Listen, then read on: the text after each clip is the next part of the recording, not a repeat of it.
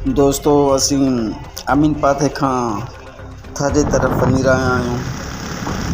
थर जो ख़ूबसूरत मंज़र तव्हांखे असीं अॼु सैर कराईंदासीं।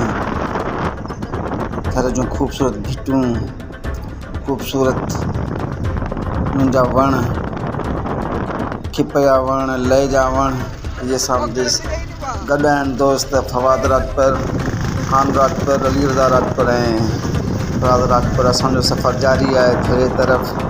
बरसाति जी मौसम, बरसाति वसी रही आहे ऐं असीं वञी रहिया आहियूं थर जे तरफ़। तमामु ख़ूबसूरत मंज़र ॾिसो था। हिन वक़्तु ताज़ी बरसाति पई आहे। ही साम्हूं तव्हांखे भिटूं नज़र अची रहियूं आहिनि, मुख़्तलिफ़ ख़ूबसूरत फितरत जा रंग, जंहिंमें ख़ुदा जी नेमत वसियलु आहे। असां हिन वक़्तु पहुता आहियूं कोरड़ीअ खां कुझु पोइ ते मुफ़ासिले ते, जिते असांजी गाॾी ख़राबु थी पई। ख़ान राजपर आहे, बरसाति वसी रही आहे ऐं असां हुते बीठा आहियूं गाॾी जे इंतज़ार में, पोयां दोस्त सॼा अचनि। जी कोरड़ीअ खां कुझु मुफ़ासिले पहिरियों जो ही तस्वीरूं आहिनि, वीडियो आहिनि, जेके तव्हां सां शेयर करे रहिया आहियूं। ख़ूबसूरत मंज़र थर जा। ऐं जीअं ई असां दोस्त पहुचंदा वेंदा, असांजो सफ़र अञा बि अॻिते आहे, असांजी मंज़िल अञा बि अॻिते आहे।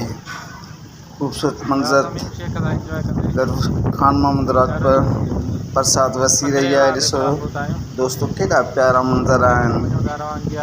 पोयां सावक ई सावक आहे, हरियाली, बरसाति बि वसी रही आहे। दोस्त जॾहिं अचनि असांजा, हीअ ॾिसो पोयां वांदड़ शाख जे किनारे ते बीठल वण ख़ूबसूरत हिकु दिलकश मंज़र पेश करे रहिया आहिनि। सावक जो केॾो मज़ो थो थिए। इहो फवाद जो सावक मुंहिंजा हिन मोबाइल में पैसा थी। मां बि 1500 मोबाइल में खणी आयो, सही आहे न बता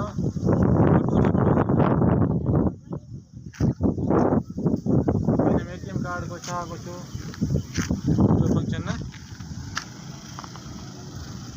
तबाह थी वियो।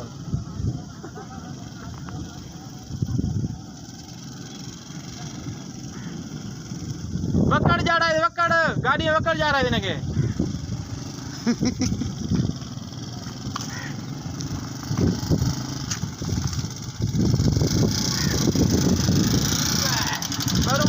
वकड़ जा रहा है गाड़ी में अगे